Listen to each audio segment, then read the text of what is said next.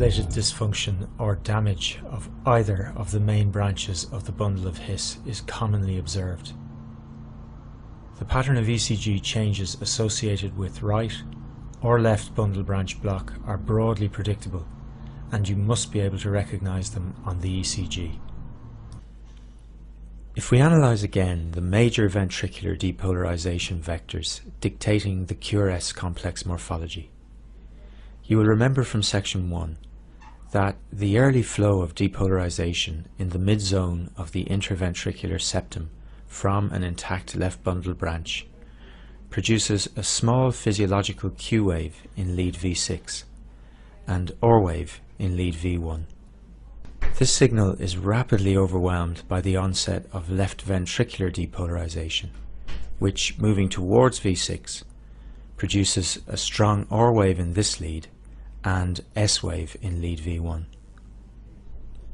Signal transmitted by the right bundle branch depolarizes the right ventricle, but the signal from right ventricular depolarization is usually buried in that generated from the larger left-sided chamber.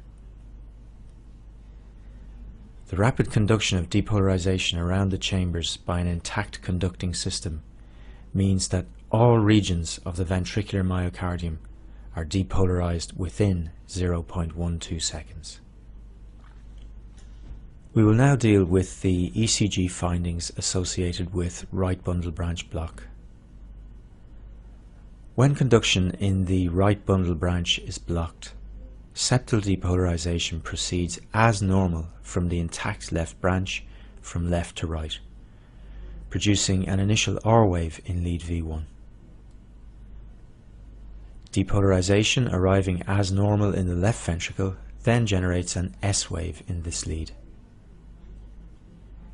In the presence of right bundle branch block, depolarization of the right ventricle is delayed and travels to the chamber by direct cell-to-cell contacts. Slow depolarization of this chamber moving towards V1 produces a wide second R wave in this lead.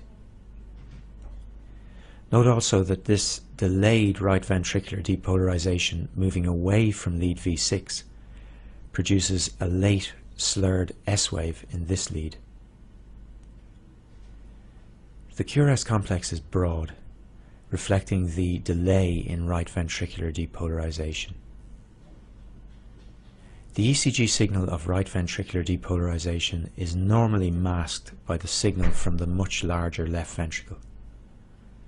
However, as right ventricular depolarization is delayed in the presence of right bundle branch block, depolarization of this chamber manifests as a delayed broad R wave in lead V1 and an S wave in lead V6. Abnormally wide QRS complexes with an RSR pattern in lead V1 and a delayed slurred S wave in lead V6 are the characteristic ECG findings of complete right bundle branch block. Note also that the highly abnormal pattern of depolarization in right bundle branch block results in an altered pattern of repolarization in the right ventricle. Right bundle branch block is therefore associated with ST and T-wave abnormalities in the right-sided chest leads. These abnormalities are a secondary phenomenon and do not necessarily indicate underlying ischemia or strain. The classic pattern shown here is seen in many cases. However, it is important not to become over-reliant on the presence of the RSR pattern or so-called rabbit's ears appearance in V1 to make the diagnosis.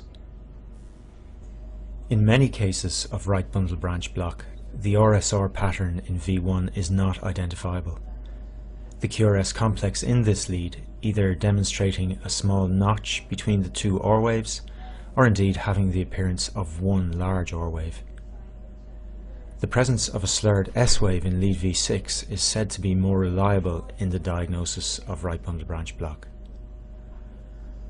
Also, the QRS complex in lead V1 must be overall positive to make this diagnosis.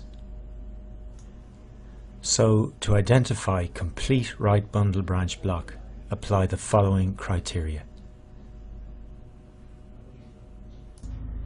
The right bundle branch of the ventricular conducting system is a relatively thin filament, and within the intraventricular septum it lies close to the subendocardial surface of the right ventricle. It is therefore liable to compressive damage secondary to increased pressure in the right ventricular chamber. So right bundle branch block on the ECG may arise secondary to a chronic increase in right ventricular pressure, for example in primary pulmonary hypertension or cor pulmonale, or due to an acute rise in right ventricular pressure in, for example, an acute pulmonary embolism. In addition, right bundle branch block may occur secondary to a wide variety of heart diseases, either congenital or acquired. The right bundle branch is supplied by septal branches of the left anterior descending artery, and so new onset right bundle branch block may be observed in myocardial infarction secondary to obstruction of this artery. Amongst many other potential causes, the right bundle branch may also be affected in diffuse cardiac diseases, such as myocarditis or cardiomyopathy. Iatrogenic causes are also recognized, such as damage during pacemaker placement or right heart catheterization. You can see from this list, which is by no means exhaustive, that right bundle branch block on the ECG can be a useful pointer towards a diverse range of significant diseases. However, it is important to realize that complete right bundle branch block is also observed on the ECG of a proportion of healthy individuals with no underlying heart or lung problems. The interpretation of the significance of right bundle branch block on the ECG is completely determined by the clinical context. The ECG findings in left bundle branch block are also predictable. When flow in the left bundle branch is blocked, depolarizing signal released from the terminal branches of the right bundle branch moves into the septum. The direction of travel of the depolarization wave within the intraventricular septum has therefore been reversed, and is now moving from right to left, the opposite direction to normal. This early signal is moving towards V6, resulting in an initial positive deflection in this lead.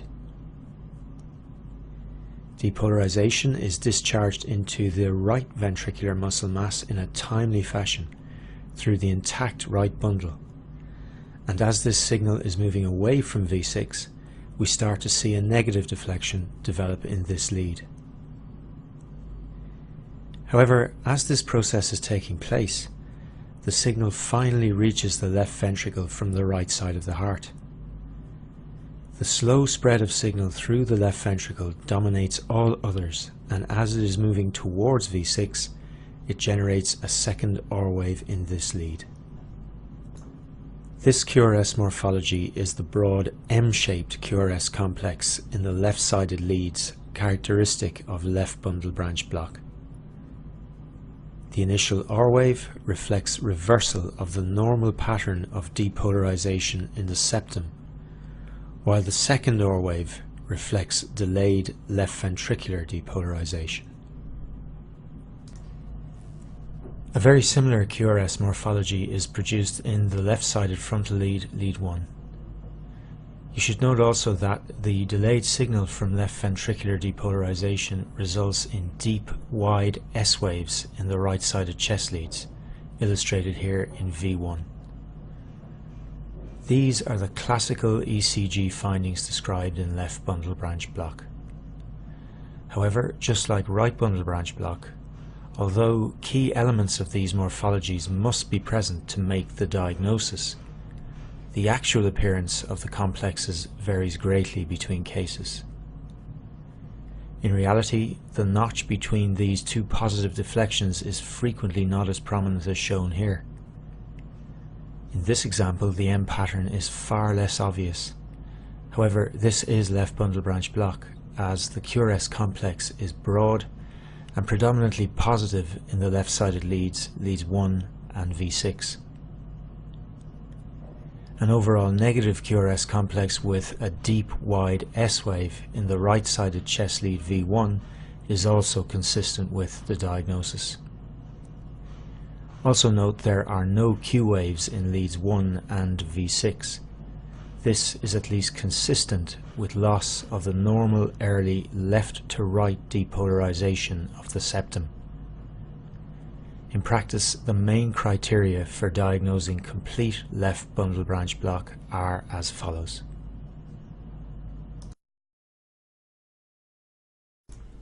The complete lack of concordance between QRS complexes and T waves in left bundle branch block should also be emphasized.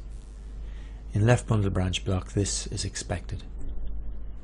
The grossly abnormal pattern of depolarization produces secondary abnormalities of repolarization with ST elevation or depression in various leads and complete loss of concordance between QRS complexes and T waves across all leads. These changes are an electrical phenomenon secondary to the highly abnormal pattern of ventricular depolarization and do not indicate underlying acute ischemia or infarction. Block on an ECG is a highly abnormal finding. Significant damage to the left bundle branch is commonly seen in infarction secondary to obstruction of the left anterior descending artery. A new onset left bundle branch block may be the presenting ECG abnormality in a patient with anterior MI. Damage to the left bundle branch in this situation tends to be permanent following resolution of the acute MI, and the chronic ST changes associated with left bundle branch block then make interpretation of the ECG at any subsequent presentations with chest pain difficult. The left bundle branch may also be damaged in diseases causing diffuse damage to the left ventricle, for example hypertension, myocarditis, or cardiomyopathy from whatever cause. In addition, during part of its course, the left bundle branch has a close anatomical relationship with the non-coronary cusp of the aortic valve, and consequently, left bundle branch block is seen in diverse diseases of the aortic valve.